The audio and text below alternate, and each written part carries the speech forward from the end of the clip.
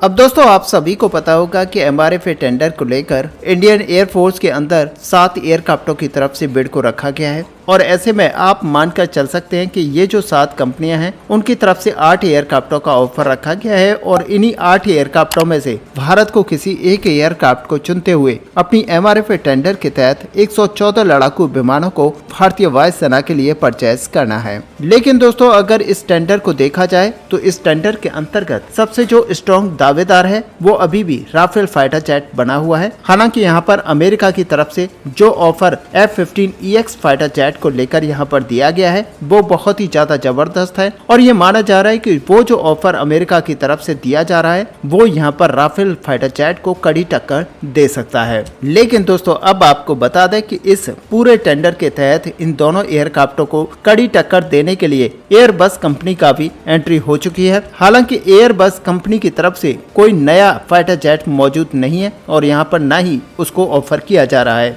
बल्कि आपको बता दें कि एयरबस कंपनी के द्वारा अपने पुराने एयरक्राफ्टों को ही अपग्रेड करते हुए एक नया ऑफर भारत के सामने रखा गया है। ऐसे में यहाँ पर माना जा रहा है कि यूरोफाइटर टाइफून को अपग्रेडेड वर्जन करते हुए यहाँ पर ऑफर जो है भारत के सामने रखा जा रहा है और ऐसे में आप समझ सकते हैं कि ये तीसरा फाइटर जेट होगा जो कि पूरी इस डील के अंतर्गत राफेल फाइटर जेट को कड़ी टक्कर देगा। असल में दोस्तों आपको बता दें कि यूरोफाइटर टाइफून यहाँ पर यूरोप के कई सारे देशों के कंसोर्टियम के द्वारा बनाया जाता है जिसमें कि एयरबस, लियोनार्डो और बीजेसी सिस्टम को भागीदारी है और ऐसे में इन एयरक्राफ्टों की जो निर्माण करने की जिम्मेदारी है वो असल में यूरोफाइटर कंसोर्टियम के पास है। लेकिन यहाँ पर जो यूरोफाइटर जेट कंसोर्टियम है ये किसी एक, इसमें सबसे ज्यादा जो स्टेक है वो एक ही कंपनी का है और वो यहाँ पर एयरबस कंपनी का है। और अब आपको बता दें कि रिपोर्ट्स में ये दावा किया जा रहा है कि करीब 41% जो स्टेक है वो यहाँ पर एयरबस कंपनी का है, जबकि दूसरे नंबर पर यहाँ पर BAE सिस्टम आता है जिसके द्वारा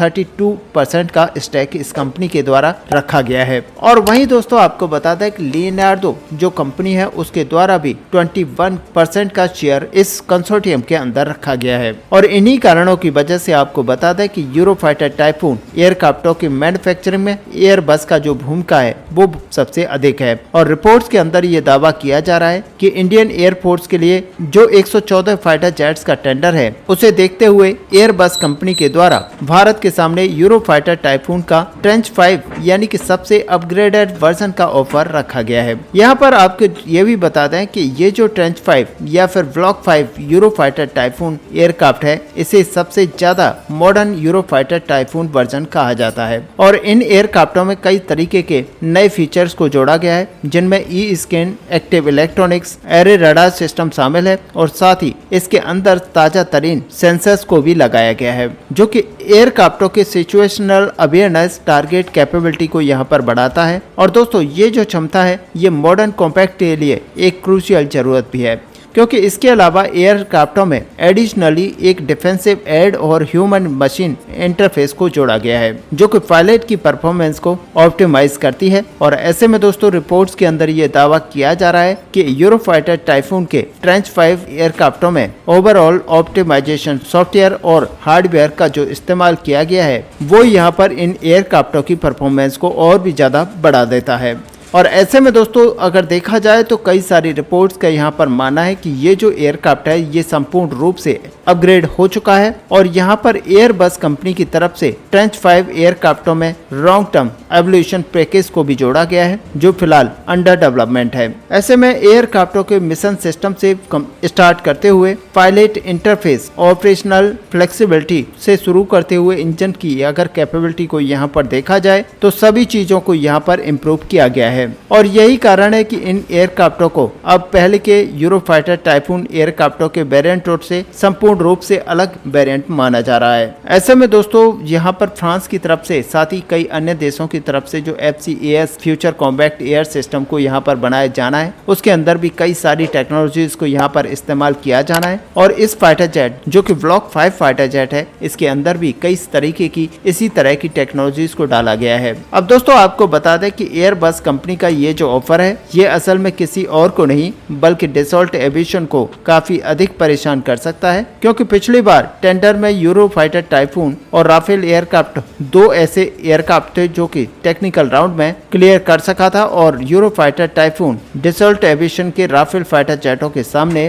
केवल मात्र इसलिए हार गया था क्योंकि राफेल एयरक्राफ्टों का जो कीमत है वो यूरोफाइटर टाइफून की कीमत से काफी कम था। हालांकि अब रिपोर्ट्स के अंदर ये दावा किया जा रहा है कि यूरोफाइटर टाइफून की कीमतों को और भी ज्यादा कम किया जा रहा है, जिससे कि भारत के सामने इसकी घटती हुई कीमतों के साथ रखा जाए। जबकि दूसरी तरफ कुछ एक्सपर्ट्स का यहाँ पर मानना है कि अगर राफेल एयरक्राफ्टों को मेक इन इंडिया इनिशिएटिव के तहत बनाया जाता है तो एयरक्राफ्टों की कीमत यहाँ पर कम नहीं होगी बल्कि 20 से 30% तक और बढ़ सकती है, जो कि इन एयरक्राफ्टों के चुने जाने के ऊपर सवालिया निशान पैदा करती है। लेकिन दोस्तों फिर भी राफेल एयरक्राफ्टों को वन ऑफ द बेस्ट एयरक्राफ्टों के रूप में जाना जाता है। हालांकि इसके अलावा अगर देखा जाए तो यूरोफाइटर टाइफून एयरक्राफ्टों के हथियारों के पैकेज को भी इम्प्रूव किया गया है और रिपोर्ट्स के अंदर ये दावा किया जा रहा है कि इंडिया के सामने जिन एयरक्राफ्टों को ऑफर किया गया है उसमें कई सारे मिसाइलों को इंक्लूड करने का प्रस्ताव भी रखा गया है, जिनमें एसरैम जैसे क्लोज कॉम्बैट मिसाइल भी शामिल है और ऐसे में एम रेंज जैसे बियॉन्ड विजुअल मिसाइल्स भी यहाँ पर चुने गए हैं। इसके अलावा दोस्तों आपको ये भी बता दें कि ये भी दावा किया जा रहा है कि ब्लॉक 5 के अंदर लेजर गाइडेड सिस्टम और कई तरीके के अन्य बॉम्ब्स को यहाँ पर जोड़ने की बातें की जा रही हैं और इन्हीं सारी चीजों को ऐड करते हुए भारत के सामने ऑफर को रखा गया है और एयरक्राफ्टों के लॉन्ग रेंज मिसाइलों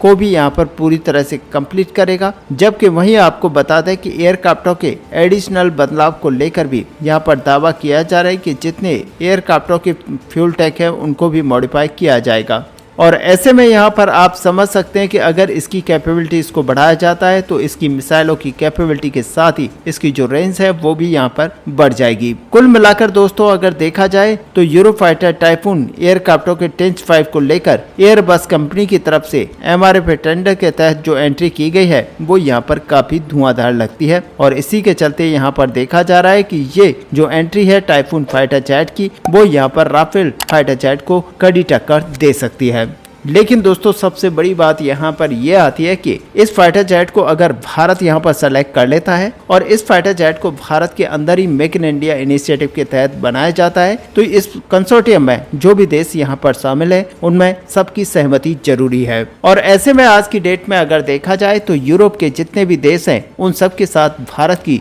जो रिलेशनशिप है आज की डेट में बहुत ही ज्यादा स्ट्रॉन्ग है और ऐसे में आप नहीं कह सकते कि कोई भी देश यहाँ पर भारत के अगेंस्ट में खड़ा हो सकता है। लेकिन दोस्तों यहाँ पर देखा जाए तो बाद में अगर स्पेयर पार्ट्स और अन्य उपकरणों की सप्लाई को लेकर बातें करें तो यहाँ पर देखा जा सकता है कि कई सारे ऐसे देश हैं जो कि यहाँ पर बीच में टांग फंसा सकते हैं और इसीलिए भारत को जो भी कदम रखना होगा वो बड़े सोच समझ कर रखना होगा। वैसे दोस्तों आपका यहाँ पर क्या व्यू है, क्या भारत को यूरोफाइटर टाइफून के अंदर इंटरेस्ट लेना चाहिए? आप अपना व्यू हमें कमेंट पे लिखकर जरूर बताएं। साथ ही अगर वीडियो आपको अच्छी लगी हो तो लाइक और शेयर करना ना भूलें। मिलते हैं नेक्स्ट वीडियो में, तब तक के लिए जय हिंद जय भारत।